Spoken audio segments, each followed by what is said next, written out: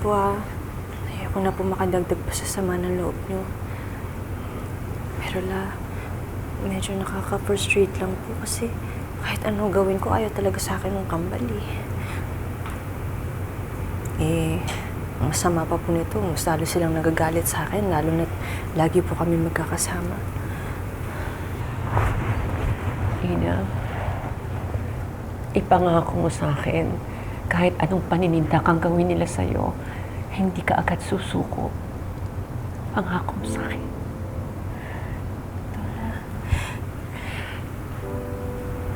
Yung mga nangyari sa atin, yung mga natutunan natin sa buhay, yun ang mga gusto kong tumatak sa isipan ni Yuan at Joanna. Yun ang mga pinakamahalagang mapapamana ko sa kanila.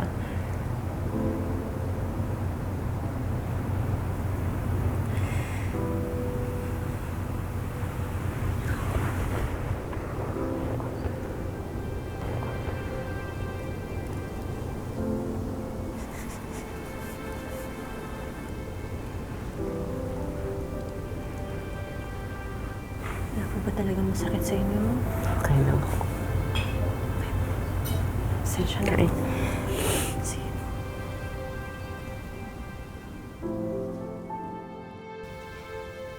Hindi ko matanggap na lagi tayong talo at lagi tayong masama sa tingin ng lola nyo. Siguro dapat mag-change na tayo ng tactic.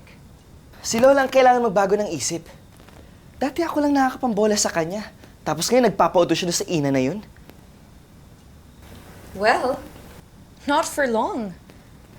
Kaya nga tayo nandito eh. We're a demolition team.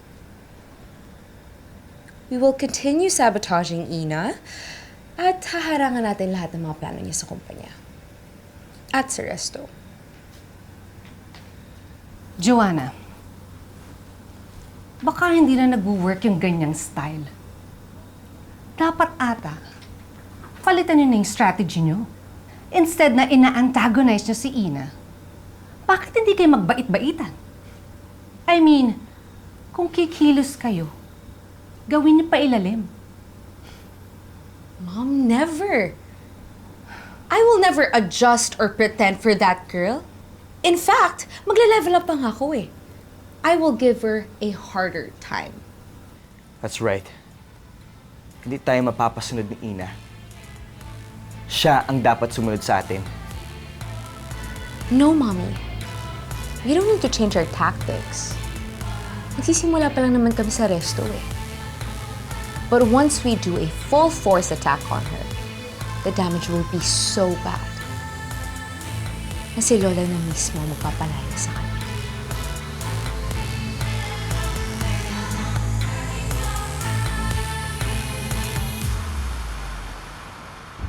Nagsumbong si Joanna.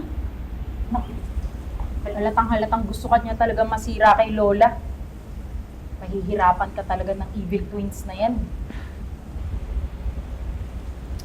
Basta, kahit maging pasaway sila sa akin, pagtsatsagaan ko pa rin sila. Basta wag lang nila ako sasaktan.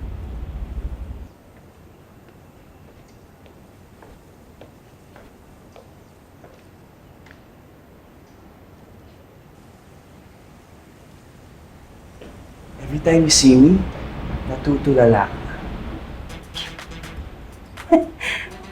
Assuming ka rin no? Ganyan yung suot mo.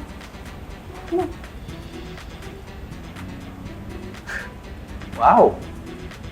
Gusto mo pala ako maghubad, no? Sabi ko na nga ba eh. Nanasahan mo. Mukha mo! Ay! Pero oo, matagal ko nang pinagnanasahan. Na isuot mo to habang nagtatrabaho. I'm never gonna wear that.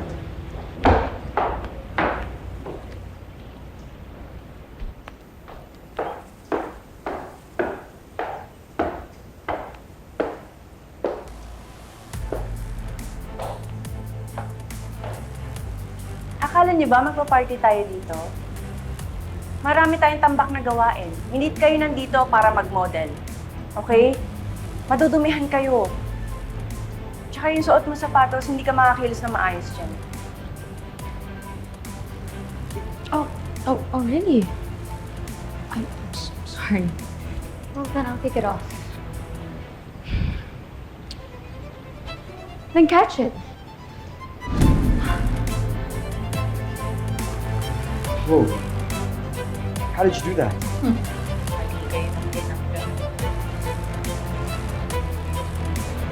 Hindi kita uunuan, Joanna. No.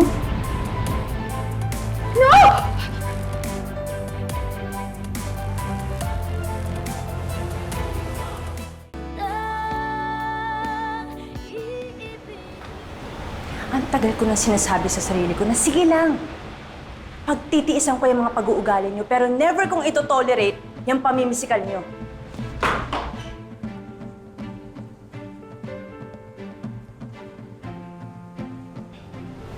Good morning. Good morning, sir. So are you ready to present your concept with the new look and image ng restaurant? Yes, sir. And I'm sure marami din pong ibabatong ideas si Joanna. Okay, let's start. Yes, sir.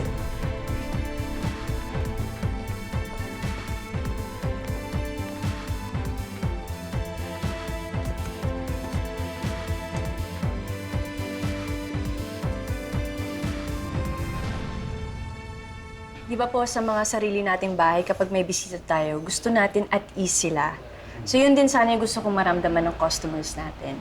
Pero ma-achieve natin yan, gawin nating mas cozy and comfortable yung restaurant natin. We can achieve that sa lighting, plush seats, and moody tones na... Akala ko ba ang goal mo ay makatipid ng budget?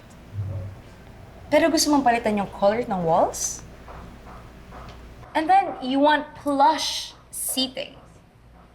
You know that plush means expensive, right? Alam ko. Pero, hindi tayo bibili ng mga bagong furnitures. We can do upcycling. Yung mga sira nating couches, pwede natin ipagawa yon. Tapos, pwede tayong magpagawa ng comfy covers. Kaya, makakatipid pa rin tayo. Pero, ma-achieve pa rin natin yung same expensive effect na gusto natin sa seats. And also po yung sa moody tones na vision ko, ito po. Hindi naman po natin kailangan ng madugong paint job. Para po ma-achieve natin yan, we can add some dark accents here and there.